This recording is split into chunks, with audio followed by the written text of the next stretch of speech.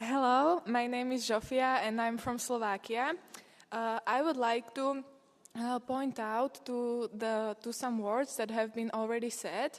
We have been talking about democracy for some time together because it's today's topic.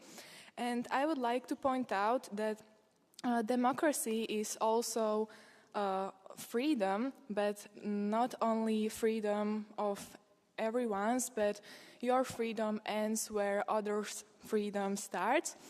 And to this, I would like to connect my words to what Mr. Kovachev have said, that we've held our hands to some people to come here in European Union because we wanted to help them to take them here.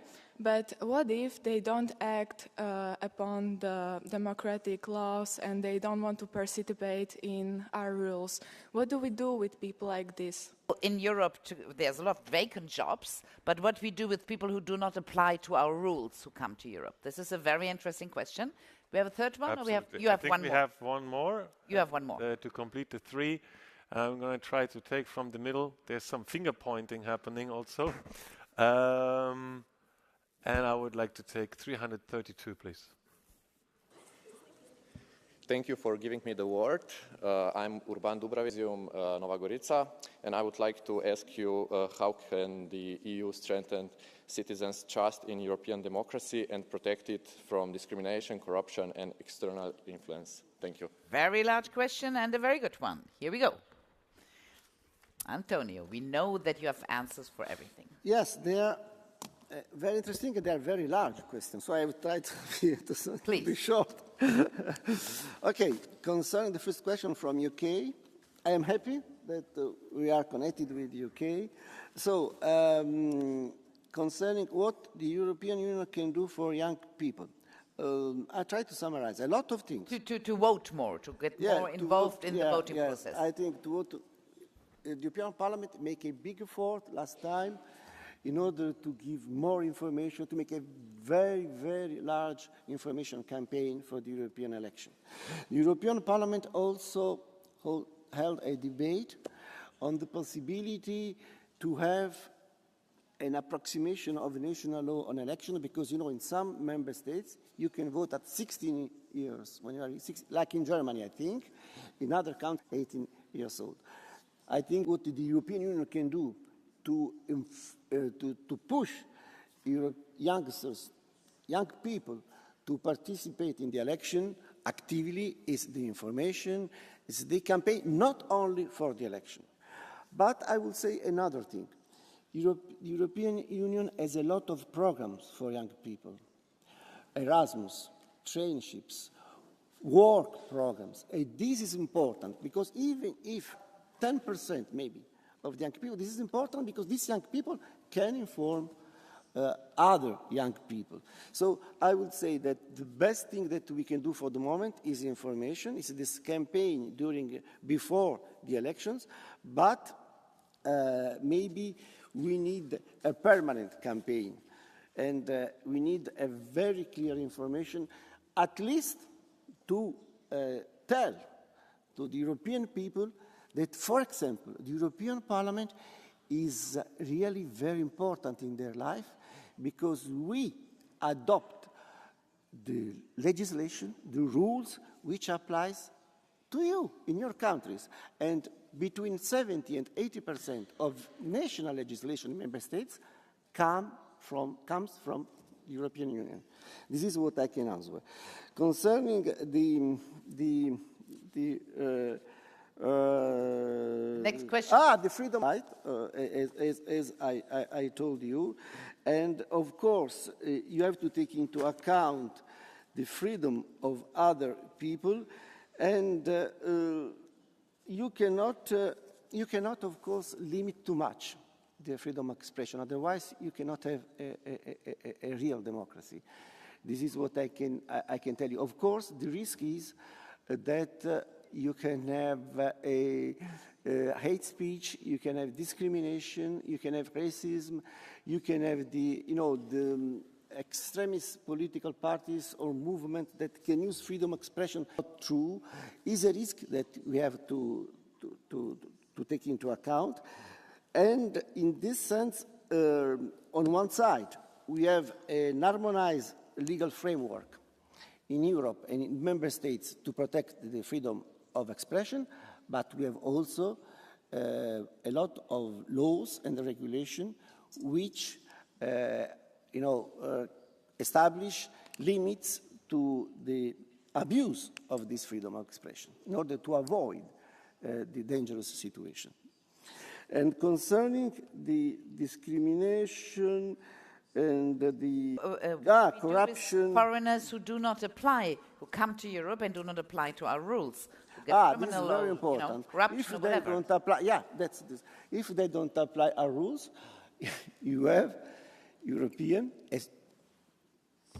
above all, applies in any case. So we need to have, sometimes also for economic reasons, migrants coming to our countries. For example, in my countries, now we think that in the next years we will have 500,000 for our economic activities in the industry, for example. These people have to respect our laws. The laws are to be respected because we have a common tradition in Europe, but we have also rules which applies to everyone. And for example, to be honest with you, concerning family law, European laws apply to every person residing in the territory of the member states of the European Union. So you have the legal means. Another problem is that you have the political courage to apply legal means. And finally, there is another question. It's the fight against corruption and discrimination, I think. We have a lot of, even there, legal acts against discrimination, all kinds of discrimination against women, against minorities, discrimination because of race. From, 2000, from 25 years ago, we adopted two important directives in this field. And for corruption even, we have the possibility at European Union level to adopt criminal law to fight transnational corruption. We have the possibility to adopt criminal rules to fight trafficking in human beings. We have the possibility to adopt criminal rules to protect women, and children. So it's not so small, the competence of the European Union in this field. These are the legal acts, but we have also, and this is very important for the public opinion, a lot of debates here in this parliament in order to, always emphasize the main problem we face in the Union and the member states. Thank you so much, Antonio. No, it was very clear. We have a last round, but again, please don't be disappointed. You had too many people in city in the afternoon to express yourself in the ateliers with Sven. Let's pick the last three persons. Sven, go ahead. You start. So I go first, so I get to pick two. Go. 75. Go. 75, seat 75. 75, absolutely. Later because I see so much. 75, it's absolutely to you. And Hi. it's red. Hi, I'm Risa from Spain. And my question is, what is the role of youth in the democratic future of Europe, and how is their active participation encouraged? I didn't understand everything. Did you understand well? Not 100%, but we have You understood the interpretation question? from Spanish into English. Nevertheless, we haven't heard so Yes, many but languages it doesn't today. matter. We don't have the time right now. Antonio understood. Okay, Annette, we don't have the time. We don't have the time right now. You choose the second one. Yes, 474, please. My question is quite exact. I'm Matvey from Malta. How exactly legal acts will the Russian assets be extracted and somehow restored somewhere else or sent towards another purpose? And with Mr. Kovachev, we have discussed the Hungary and Slovakia going more pro-Russian in their politics. How possible, and if possible, is their exclusion from European Union, and if it is legally possible to exclude any member? Two very large questions. Go, Sven. It's definitely you, the last person to pick. Oh, yes. I received so much beating later. I already know. 288, please. Sorry. Hello, so I'm Aramis Kochi from Belgium, and I had a question. So, how could I be sure of my privacy with the new chat control law? Very good question, by the one. It's the number one on our slide of propositions right now. How I can be sure that my private informations are protected with ChatGPT, right? Yes, absolutely. Okay. Okay, go for your last round. I think the main instrument for the protection of the personal data is the General Regulation on Data Protection, which is a code that the European Parliament adopted in 2017. So we have now this general regulation, which is absolutely important, is a, I would say, unique instrument in the international panorama. And in this big regulation, you can find the legal basis to protect your data, also concerning the risk of ChatGPT. Of course, you have to take into account also the recent regulation that I told you before, adopted in 2023, and into force from the 1st of August 2024 on the artificial intelligence. Both of them apply. It's possible to, to sanction a member state. Article 7. Article 7 is if there is a persistent violation of the fundamental values of the European, to adopt sanctions to suspend the participation of the member states, and also to oblige the member states to leave the European Union. It's very difficult, politically speaking, diplomatically speaking. As I told you, you need the unanimity of all the other member states. Imagine that there is one member state which is under the procedure of Article 7. You need 26 member states which agree on this. And you can understand that politically and diplomatically speaking, this is absolutely difficult. There is a possibility. It exists in the treaty. It was never applied. I cannot exclude that in the future this can be applied. But politically speaking, it's not so easy. And concerning the question, the answer is in theory yes, but in practice never happened that a member was excluded. It was there were some attempts to adopt a decision under Article 7, but it never happened until now. This is the reason why conditionality regulation were adopted, in order to adopt some sanctions against member state which violates rule of law, for example, without the suspension of these member states. There is another question which is absolutely important, is about Russia, the assets of Russia. This is something that cannot be decided exactly at the European Union level. This can be decided among member states. This can be decided among member states. Difficult to find. You can also imagine the member states. But at the European level, we have another instrument. We have the instrument of the restrictive measures that we adopted already against some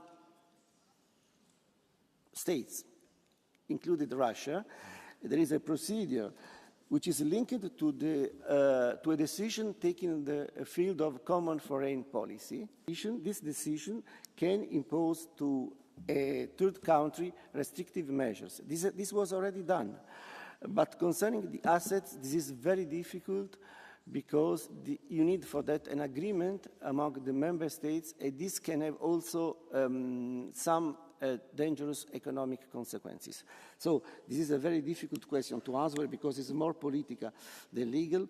At the European level, what we can do is just to apply restrictive measures, to apply sanctions, to reach an agreement among member states to have a common approach to the problem of Russia in the Ukrainian war. That's what I can say in this field. Thank you very much, Antonio. And just that you understood, you heard this several times right now, but I'm sure you already treated this in your classes. There is a system of subsidiarité in Europe, means everything who can be decided on a national level normally is not decided on a European level.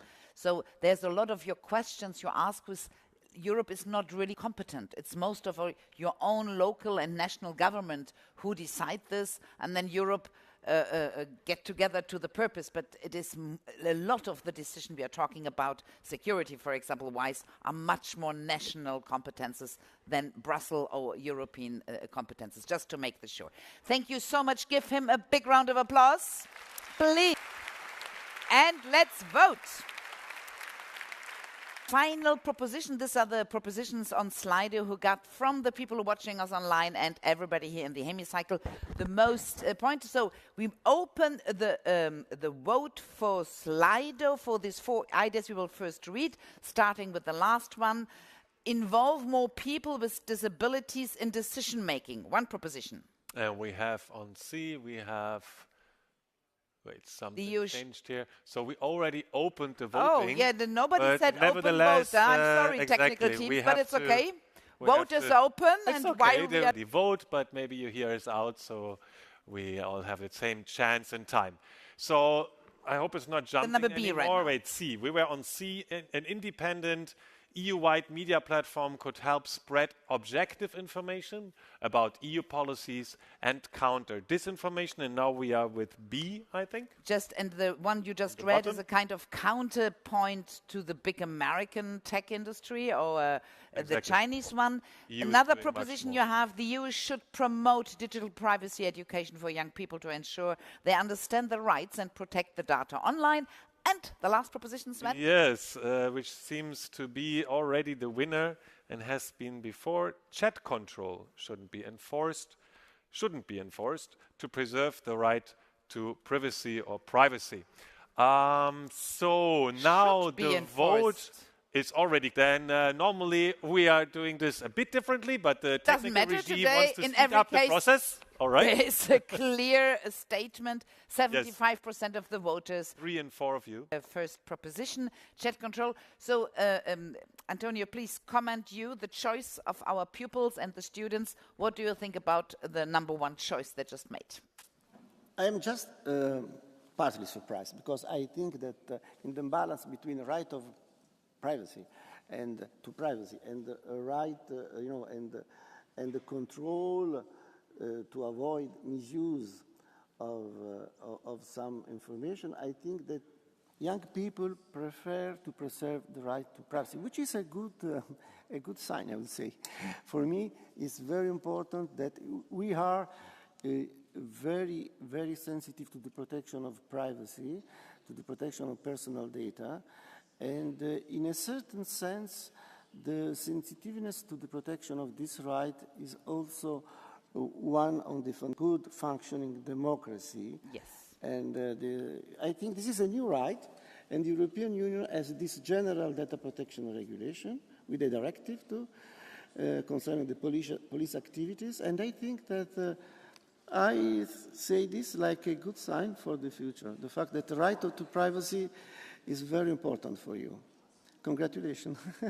Absolutely, that you are preoccupied by your privacy. This is a very good sign. 10 years ago, nobody really thought about this. Exactly. Everybody just went and posted things and had no problem with giving all his data away. And Europe is very good at exactly. It's a little data. bit like a transparency. When I was young, document were very important only in the Nordic countries. And in now southern countries, what is transparency? Now, transparency is important everywhere. And I think this is, a step forward for democracy. And this is done at the European level. We are not only harmonizing rules, we are harmonizing cultures at the end of the day. Absolutely. So thank you very much to express yourself and to be so preoccupied by your own data and what ChatGPT and all the other platforms doing with this. I think this is a very important issue. And who knows, maybe one of you will be a European Parliament here soon, a member of the European Parliament to defend exactly this. Before we say goodbye for Antonio, you want to take a look to all the schools. I think a kind of a mosaic of all the online schools who participated here with us via Interactio. Do we have this little thing, my dear technical friends? We can take a look? So normally we are, there's a little confusion here because we don't have any more questions. We just can say hello to you. Yes, here we are. Let's wave to them on back, please. Hello. Thank you so much to participate. Thank you. This is great. And we say, of course, goodbye to Antonio. Yes, and we give you the last chance, the floor for maybe last message to our wonderful audience here, to our students. With Yes, the permission of Annette, to say something about the stage, the traineeships organized by the European institutions. Listen well. This is important for you. After your studies at university, you can apply for traineeship, council, parliament, Court of Justice, Court of Auditors, etc., etc. Take this opportunity if you want to know better how the institutions are working. I think this is the first important opportunity to become here, to see the reality of the institution, to know Brussels, Luxembourg, Strasbourg, to know the heart of Europe, to know how we work, how the public administration in Europe. You can make the choice, even if you don't want to come here. As an European citizen, you will be best informed. Absolutely. Thank you very much for this publicity to come and become an internship. Thank you so much, Antonio. Thank you so much, Antonio. So let's keep in mind, as Annette already mentioned, there are many ways to get involved with the EU project. You can start on a very local level, and one way to find events nearby you is to go on together.eu. I think we should have the QR code right behind us in a moment. If the regie can put it up there. It's a network full of committed Europeans who meet, share knowledge and learn new skills together. You can become part of it, but before we see the QR code, let's run a short video for you to better understand what together.eu is. Wonderful. Video? It's okay, so we give them on some the time. Here we the have other side QR around. code. QR I'm sure we can put it up again, and then we should have a video ready for you, which I'm sure. There's something I want to tell you. It's important. It's about something invisible that truly touches all our lives. It's us. Yet, quite often, we do not notice it enough, or only when it disappears.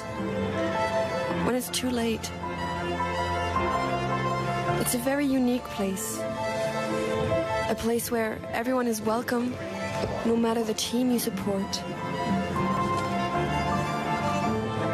or the clothes you wear. A place where you can speak freely without going to jail. A place where you don't die for a strand of hair. A place where the future isn't in only one man's hands. Where you can kiss whoever you want. Where we can feel safe and take care of each other. And where our kids would want to live too. A place where we unite against adversity and decide on our future together. It's a precious place. It's called democracy. Together, let's keep it strong.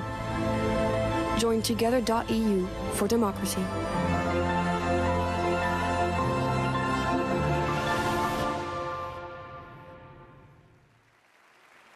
QR code for you to scan. Please join that community. Take the debate further from here. Also, you students from joining us from online, or anybody who is watching us online, you should see this right now as well, the QR code.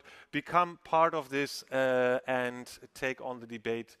Be part of democracy with together.eu. Today, you're sitting here in the chairs of the members of the European Parliament, and by that, you truly acted in favor of... I have to say, this video makes me always goosebumps. If I would not have been already a totally convinced European, I would become one after this video. And now it's like to ask all of you, and you have the right to, of course, answer absolutely freely. Europe is the place for free speech.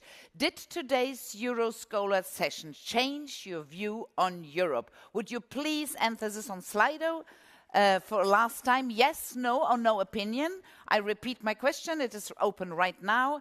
Yes. Okay, go ahead, and we will ask you why you said yes, no, oh, no opinion. Also, both of us are everything is interesting for us. those joining us from online, please. Yes, please, everybody online also on Slido, you can participate to this last little poll we do here. We give you 20 more seconds to give your opinion. So I think it's very interesting to understand really the function of Europe. It needs more than one Euroscola session. It's a very complex thing, but this is the point of democracy. We have to talk together. In an autocratic system, in a dictatorial system, nobody discusses, just one person decides. This is the totally exciting thing who was to fight for. It was happened here in Europe. And this makes it sometimes so complex. Absolutely. 5, 4, 3, 2, 1, and closed.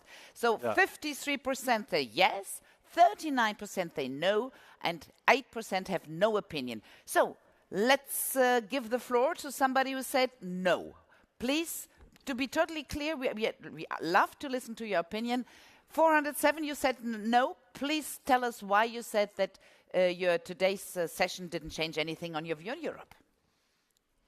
Just a moment will come. 407, please. Yes. My name is Hugo, and I am from Sweden. And I didn't change my mind for Europe or EU, so it didn't change my mind. It just confirmed what you thought already. Yeah, exactly. Thank you very much, and give him an applause to share his opinion with us. All right, let's hear from someone who said yes, it changed their view on Europe. Anybody wants to speak? 466 with a nice little chapeau. 67, 66. Who else wants from both of you? The lady? Okay. Oh, gentlemen. You. Hello, my name is Katrina. I'm from Latvia. And today's session just kind of showed me that the European Union is something much more than just kind of a unity, that there's just much more process into it, there's much more people involved in it. And I just understood that European Union and the whole Parliament thing is something that we have to keep, and that's something that actually can make change in the Europe and in the world as well. Thank you. Absolutely. Thank you very much. We give her also a round of applause. Thank you. Almost sounded like closing words. Wonderful. Do you want to hear one more? Yes. Who else would like to share what he voted and why? 506, I see. You also absolutely. saw? I saw the same girl. Please, 506. Floor is yours. What did you choose and why? And who you are. Yes. 506. Here we go. I'm from Latvia, and I chose yes because now when I am here in the Euro Parliament, I see Parliament is not that official. It's not like it's a place where you can say joke, you can freely feel safe.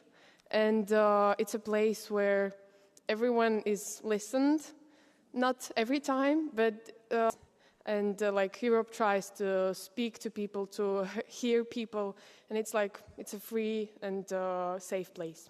Absolutely, Wonderful. You got it totally, girl. This is exactly what's so about. Happy. Bravo. Exactly. We'll be so happy if you carry that message also from Strasbourg throughout wherever you are. And now let's give this matinee a solemn end. Please stand up. Also Everybody the stand up on your following us seats. online to our European anthem. Absolutely, stand up, and the music goes.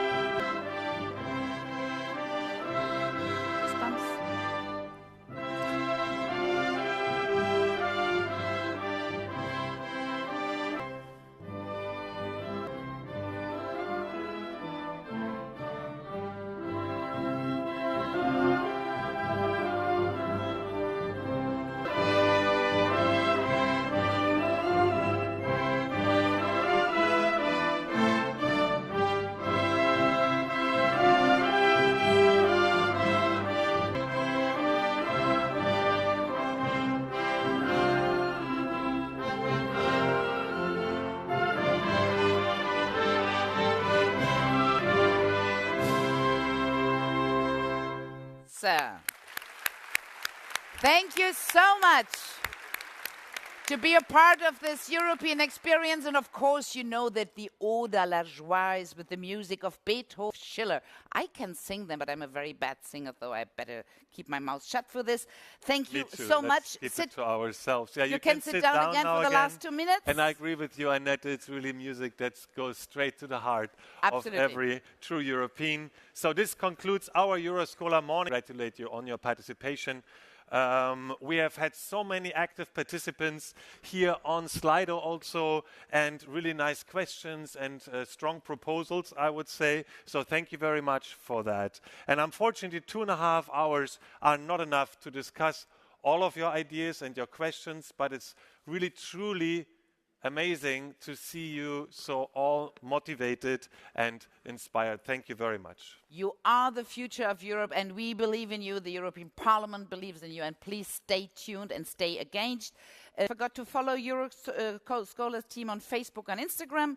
And from this, I will say just we think you deserve a last applause for our interpreters and everybody who organized this year, the technical team. Thank you. Sven, me, and of course, thank you to you. Big applause to yourself, please. So we say goodbye.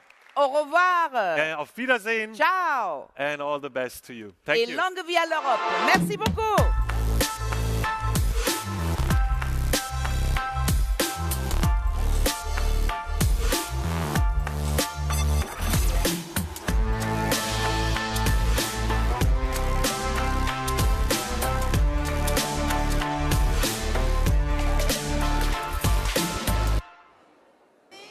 So please stay. Yeah. How it works, lunch, etc. Just in a minute you can go. Thank you very much. Thank you. Please remain seated. Sorry. Kindly remember the number of your seat, please, as you will need to return to for the afternoon session. You will now move to the different restaurant areas which have been assigned you according to the color of the stickers you received this morning. So please follow the instructions carefully. We will start with the blue sticker. Participants with a blue sticker, please stand up and follow our colleagues toward the exit. Thank you.